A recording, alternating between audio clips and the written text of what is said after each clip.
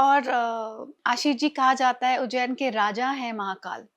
और उसके बारे में जो मैंने जितना मेरा ज्ञान है, मैंने जितना पढ़ा कि कोई भी जो जितनी भी एक आज उच्च अधिकारी आते हैं, सब जितने भी पोस्ट पर आते हैं, जो वहाँ के मंत्री बनते हैं, बट कहा जाता है कि वहाँ के राजा जो हैं वो महाकाल ही हैं। तो इसके बारे में आप थोड़ा क्लियर करिए कि लोगों को लगता है कि कोई जो वहाँ सीट पे आता है वो बैठता नहीं है, कोई एक रात कोई राजा वहाँ रुक नहीं सकता। एक ऐसी कहानी सुनने में मिलती है हमारे को।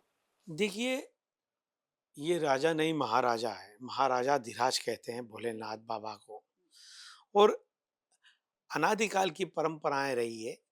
उन परंपराओं के अंदर जब राजा महाराजा का जब स्टेज हुआ करता था, जब राजधानी होलकर सिंधिया और इनकी स्टेट हुआ करती थी, ये उज्जैन अवंतिका नगरी, उस समय ऐसा कहा जाता था कि एक जो राजा है, उस राजा उस मंदिर की परिधि के अंदर नहीं रुक सकता, क्योंकि महाराजा धीराज यहाँ पर मौजूद है।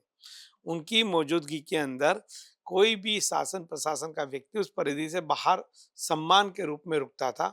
इसीलिए सिंधिया स्टेज के समय पे जो सर्किट हाउस ने जो हुआ करते थे, वो उज्जैन नगरी से बाहर हुआ करते थे। वही परंपरा आज भी चली आ रही है कि जैसे बड़े जो लोग हैं, जो भक्त हैं, जो सेवक हैं, उनके लिए ये नियम लागू नहीं होता, किंतु जो अपने आप को राजा महाराजा के समान समझते हैं आज भी, इसलिए वो लोग यहाँ पर आकर नहीं रुकते हैं, क्योंकि एक महाराजा के सम्मान के अंदर एक भोलेनाथ की जो परंपरा है, उसको निभाने के लिए ये व्यवस्थाएं चली आ रही है।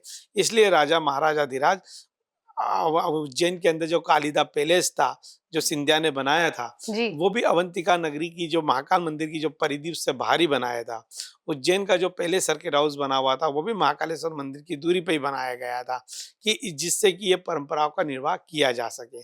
जो सेवक बनकर आया है उसके लिए नियम लागू नहीं होता है, किंतु जो अपने आप को राजा महाराजा बनकर आया है उसके लिए ये नियम लागू होता है।